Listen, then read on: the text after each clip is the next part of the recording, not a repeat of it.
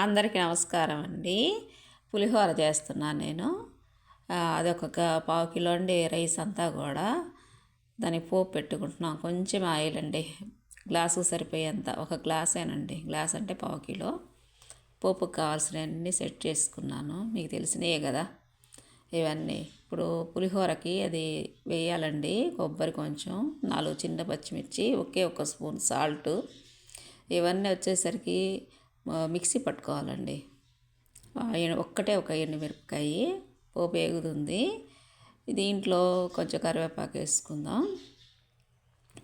అది వేగాక కొంచెం పసుపు, చిటికెడు పసుపు వేసుకొని, ఒక నిమ్మకాయ అండి, పెద్ద సైజు సరిపోయిద్ది. ఇక పోపు వేగింది చూడండి. పసుపు వేసుకుందాం ఇప్పుడు.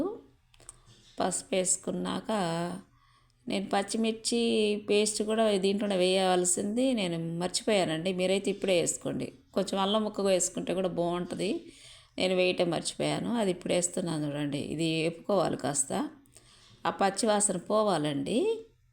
పోతే బాగుంటుంది, లేకపోతే కడుపులో మంట వస్తుందండి. మందులు వస్తున్నాయి, పచ్చిమిరపకాయలకి ఎక్కువ మందు చల్లుతున్నారు. ఇప్పుడు ఇది కూడా తీసేసుకొని వేసేసుకుందాము.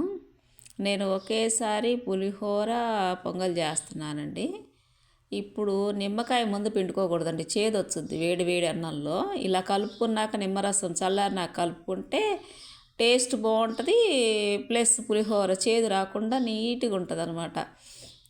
చూడటానికి కూడా అసలు తినటానికి చాలా టేస్ట్ బాగా వచ్చిందండి. అసలు మిగతాది పొంగల్ చేస్తున్నాను, అంతా చేయట్లేదు, దాంట్లో కొంచెం తీసి చేస్తున్నానండి.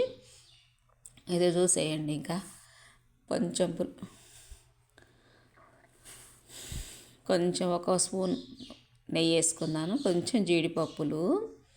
ఇక ఇది వేపుకోవాలండి. వేగాక రైస్ తీసేసుకొని దాంట్లో వేసుకొని పాలు పోసుకొని దాంట్లోనే చేసేస్తానండి. ఎక్కువ టైం తీసుకొని అవసరం లేదు.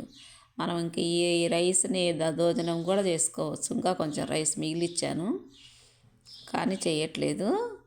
ఇక దీంట్లో పాలు పోసేసుకుందాం, ఉడికిపోయిద్ది. ఒకేసారి అన్ని పనులు చేసుకోవచ్చండి.